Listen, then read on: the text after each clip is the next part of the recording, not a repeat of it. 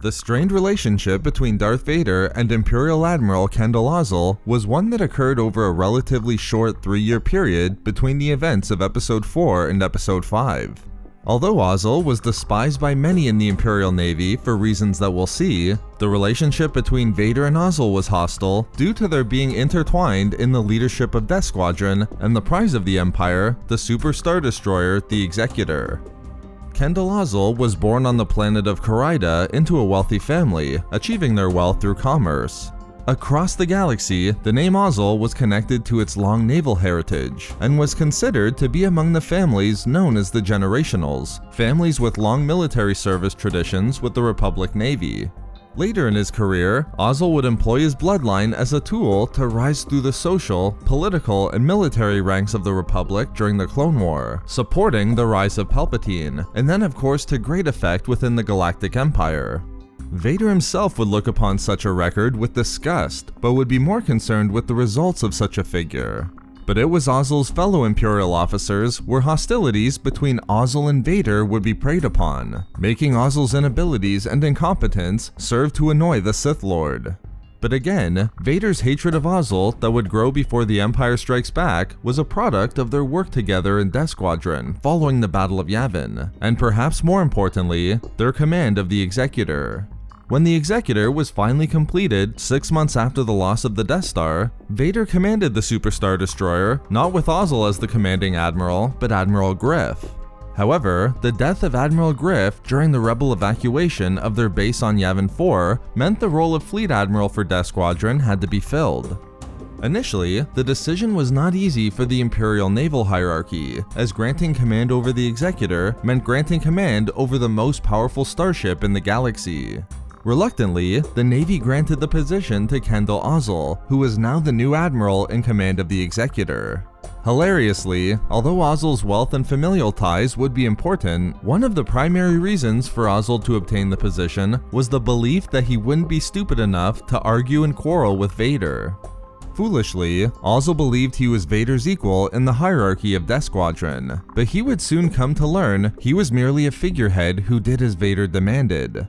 Ozzel would come to despise Vader for this relationship, but unfortunately for the Admiral, not only was that the truth of his position, but the feelings would soon be mutual from the point of view of Vader.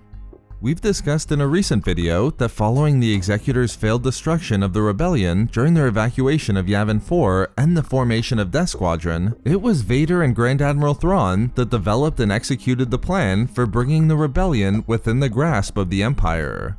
Focusing their efforts on disrupting the Rebellion's supply networks, Vader and Thrawn targeted smugglers, pirates, and free traders, knowing their supplies routinely fell into the hands of the rebels.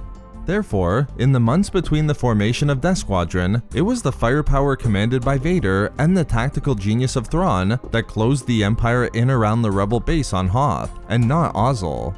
This obviously did not sit well with Ozzel, and during this time, his relationship with Vader deteriorated to the point where the Admiral simply relayed Vader's orders to the crew of the Executor, the definition of achieving figurehead status. However, it wasn't just the fight for authority that pushed Vader towards hating Ozzel before Episode 5. Vader also saw the general incompetence and languorous attitude firsthand that made it seem as though the rebels weren't really a concern. Ozzel's biggest mistake in this regard occurred with the Imperial ambush upon the Rebel fleet 9 months after the Battle of Yavin, where Vader wanted to destroy the Rebel fleet and capture Luke Skywalker in one firm action. Vader already had the location of the Rebellion, having tortured a Rebel prisoner and reprogramming their mind to provide the coordinates, and when a childhood friend of Luke's came to Vader with information, Vader implanted them within the Rebellion. Vader's plan was working perfectly, amassing the enormous resources of Death Squadron to surprise the unsuspecting rebels. And better yet, the previously tortured and reprogrammed rebel also provided the Empire with the Rebellion's hyperspace protocols, ensuring that Star Destroyers were waiting for them at their rendezvous points. With the incompetent Ozzel demonstrating no awareness of the multitude of problems that could still make the mission unsuccessful, the Admiral attempted to begin celebrating with Vader instead of doing everything to ensure victory, congratulating Vader on what appeared to be the end of the Rebellion, a joyous occasion for both of them. But Vader knew the battle wasn't won yet. the Rebel fleet remained and Luke still hadn't been captured. To make matters worse, the reprogrammed Rebel infiltrator broke free of his programming and succeeded in having numerous Rebel ships, including that of Luke's, jump to random hyperspace routes so they couldn't be followed. The Rebel fleet had been decimated, but Vader didn't obtain his primary goals: the annihilation of the rebellion and the capture of Luke. And worse, Ozzel was too incompetent to even see it coming, and too lazy to do anything different during the battle. Watching Luke enter hyperspace, this point symbolized a major catalyst in Vader's hatred of Ozzel, seen in Vader's warning to Ozzel, "I suggest for your sake, what you're about to say is extremely important, Admiral." A warning that clearly denotes a previous failure alluded to by Vader in Episode 5. As if these events weren't enough to increase the Sith Lord's rage towards Ozzel, the work of the Admiral's fellow Imperial officers also went a long way in this regard. For example, Firmus Piet, made a captain on the Executor in the same period that Ozzel was made the Admiral of Death Squadron, immediately disliked Ozzel himself, seeing the same abilities that would plague Vader over the preceding months as well. Only Piet took action.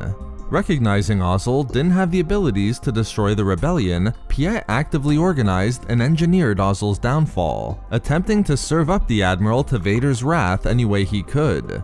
This is no small event in the hostilities between Vader and Ozzel, as Piet was a personal favorite of Vader's, having been directly handpicked by the Sith Lord. Over the many months that Death Squadron searched for the Rebel base, Piet did everything he could to make Vader look down upon Ozzel. And in the end, it was actually Piet who intentionally made the discovery of the Rebel base on Hoth known in a way that would make Ozzel look bad, knowing Vader was close by, and the Admiral would too quickly dismiss it so that he could get the glory for finding the Rebel base himself. Not knowing his place relative to Vader in Death Squadron and in the command of the Executor, his incompetencies that made figures like Thrawn much more valuable to Vader in locating the Rebel base, his tired attitude during battles and the resulting failures, and the act of plotting against him by other Imperial officers, all of these elements would push Vader towards hating Ozzel both before and during Episode 5, and of course, ultimately resulted in the death of Admiral Ozzel at the hands of the Sith Lord. So there we have it, everything that made Vader despise Admiral Ozzel. We love making these videos, so why not subscribe for more fun Star Wars theories and discussions. Also, if you enjoyed the video, think about giving a like or leaving a comment. Or perhaps follow us on Twitter at SW Reading Club for updates regarding the channel. Or support the channel through Patreon for access to exclusive rewards and discussions. If not for me... for talking too much.